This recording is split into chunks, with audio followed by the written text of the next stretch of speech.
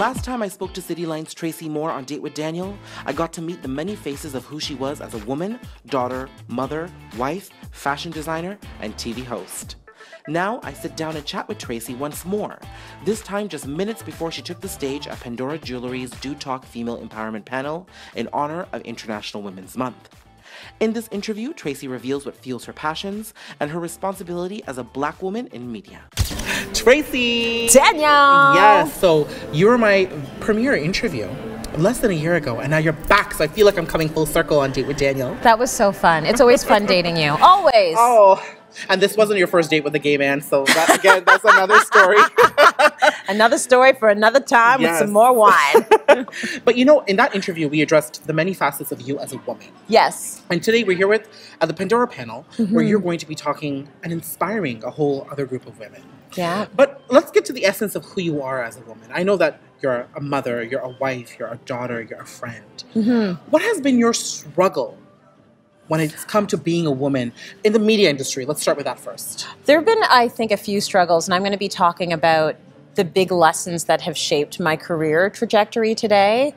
The things I'm going to be talking about are things that are universal for a lot of women. I would also throw in race there for me. Of course. You know, we have to look at it from an intersectional perspective, and I'm not just a woman, I'm a Black woman, so there are things that I'm going to have to deal with that other people are not going to have to deal with. Things like my hair, when you're dealing with image and media and being out there on the camera. But then the other things that are more universal, I'm going to talk about getting out of your own way. I've had issues where I was the one stopping my own progress and not understanding that I needed to move out of my way.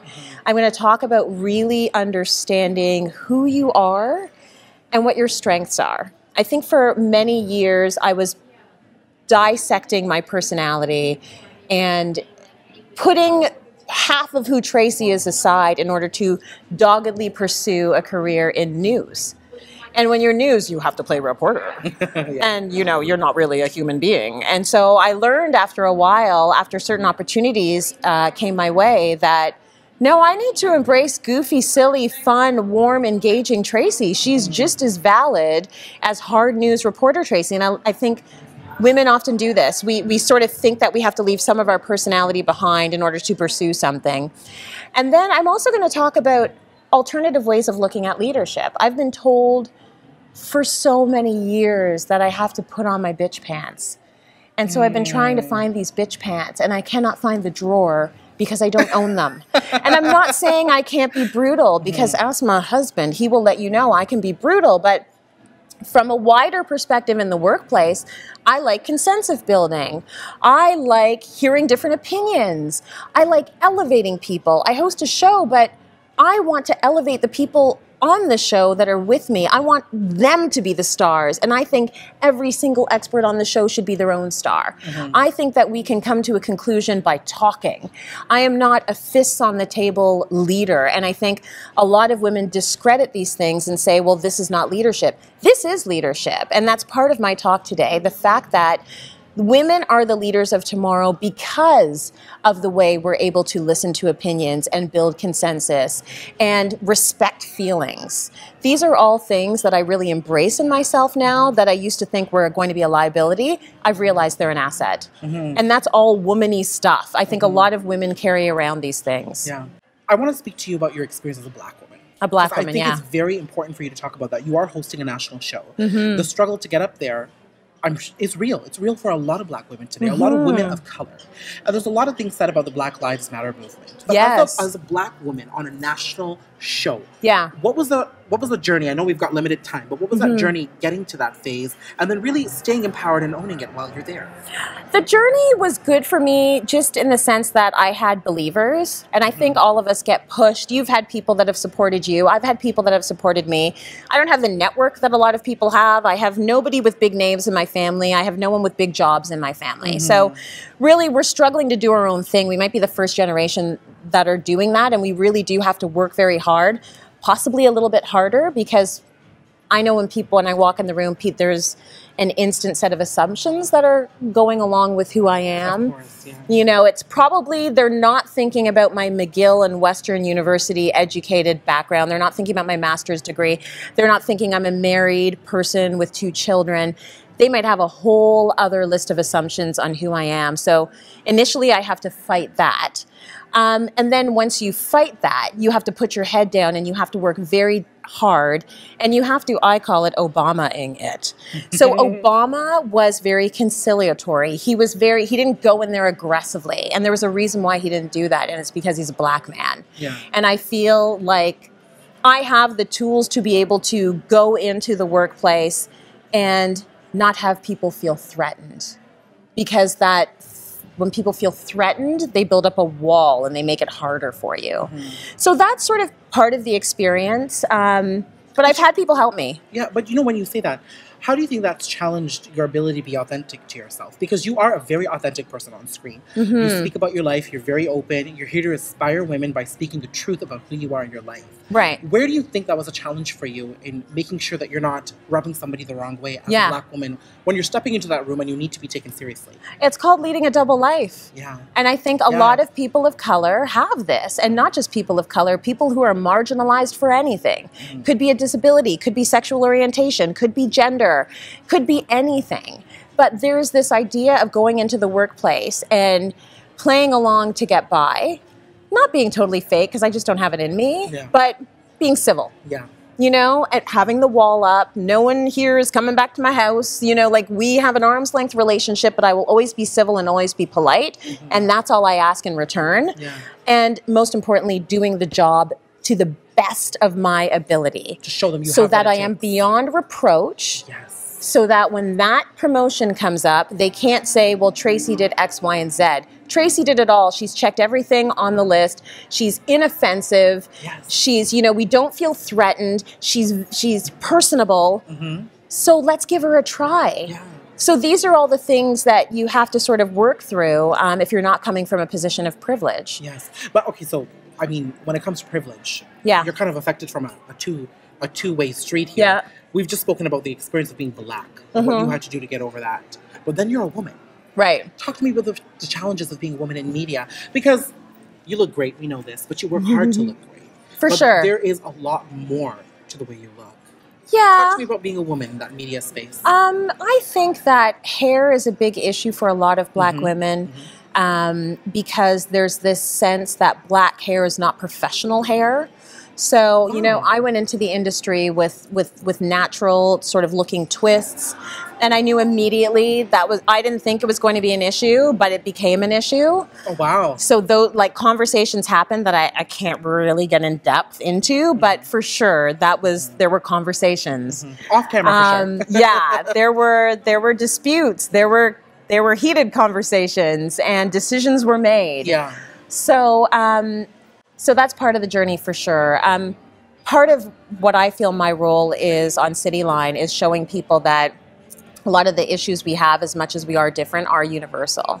And I think once people can keep seeing that, you know, I want for my kids and my life what they want for their kids and their life, hopefully people start seeing more of the similarities than the differences. But that's something I have to work toward. On this show, I have to work toward trying to get more diversity. On this show, I have to think about how when we talk about tanning products, it doesn't apply to everyone. When we talk about hair, we have to be understanding that everyone is treating their hair differently, because we're big on beauty. When we're talking about food, how do we incorporate food from other cultures? This is something that's always coming up in my mind. When we do something on, you know, nude bras, you better have a nude for every skin color out there. Yeah, exactly. So, but this is essentially all new. I mean, it's 2017, and in Canada, we don't really have a leading woman of color leading a daytime show. Except for you. Right. Yeah. So these are all sort of new issues that we're dealing with, and I do see it as my responsibility to try and inform and give my input into these things. See, I'm so happy that you use the word responsibility here, because a lot of people in your position sometimes take it for granted. No. You know, it can be very frivolous. So I'm happy that Never. you see it as a responsibility, because as a woman of color, to be where you are, Yes. you have... I better help. You have the ability to better help. inspire and to open the door for everybody else. Yes. But now when we talk about opening that door, Yeah. we are here today, just moments before you speak in a panel of women. Yes. And your daughter is going to be one of the many women who actually look up to you. Yes. So aside from the women that are here, you've got a daughter at home. to. I know. It means everything to me. Yeah, and she's part of that young generation that's going to grow up in this time of social media, where these issues about being Black are still relevant today. It's 2017, I know. How do you think you can teach these people? Speaking about being responsible, what it is that you want to teach them? Oh my gosh, the whole idea of social media and my kids scares the living crap out of me. I see the addiction that I have to my phone, and I'm like, these kids don't stand a chance. Oh, I know. And I didn't grow up with this. You know, this is something that's fairly new for me. I grew up with a paper and a pencil. So, you know, I'm very worried about how much they're going to be tying up their self-esteem in what's happening on social media. I'm worried about what they see me doing on social media. So, but I have to always be very real with them about the fact that, you know, Eva, this is mommy's TV hair, TV eyelashes, and TV face. There are a lot of people when we go to No Frills, when we go to Disney World, when we go to Mexico, they all know mommy. But you know the real mommy. We're going to talk to these people because they're fans of the show, and that's okay. You don't have to talk to them. I'm going to talk to them. But that world is my job, just like your teacher has a job, just like grandma had a job, just like daddy has a job. It's my job.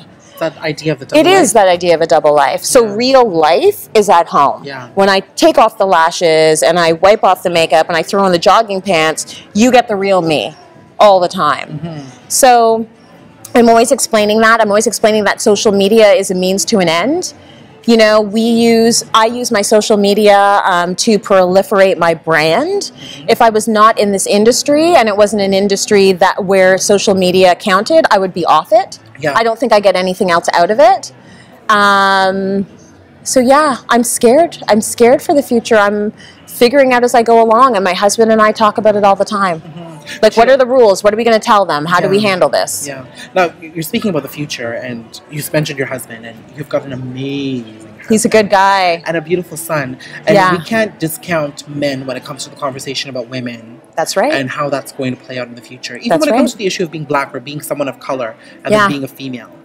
What's been your experience with those issues with the men in your life? And then how do you hope to inspire the generation of men that are seeing these issues happen around them? Yeah, we talk about everything. We talk about Black Lives Matter.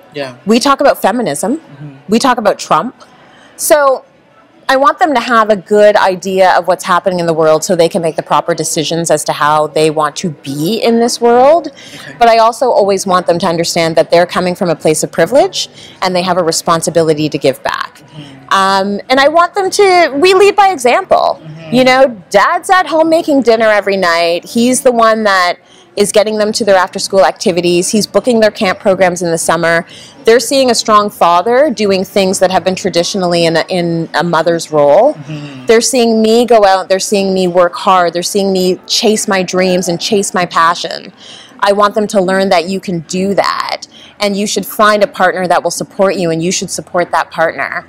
And you should, no matter what is happening, be good and give back over everything else. You know, like I used to be obsessed with them being A students. I'm okay with it. Bring home the occasional C, be a B student, but be a good person. That's more important to me. Did you protect the person on the playground that was being picked on? Like, did you stand up for them? I want to know that I'm raising kids who stand up for them. Now, you know, when I spoke about you being a woman and what that means in various different assets. Describe yourself as a woman. What would you say? What would the core of Tracy be as a woman? I mean, I can sit and speak to you for hours, but the core. That's a tough one. I would say that I am very regimented, but I really know how to let go. I would say I'm a bit of a people pleaser, but I'm getting over it.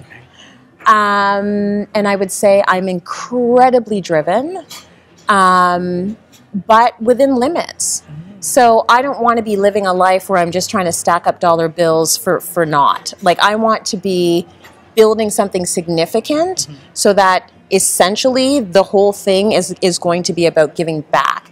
And that can be about kids, that can be about female empowerment. I haven't figured it out. We've talked about this before. I think it's going to come to me. But essentially I want to leave the earth better than when I was born. You know, I want to leave something behind that makes it a bit better. So as a woman, I'm all those things. Well, thank you so much, Tracy. Always an inspiration. Aw, thank you, Daniel. Thank you. Always good Thank to you so date much. you.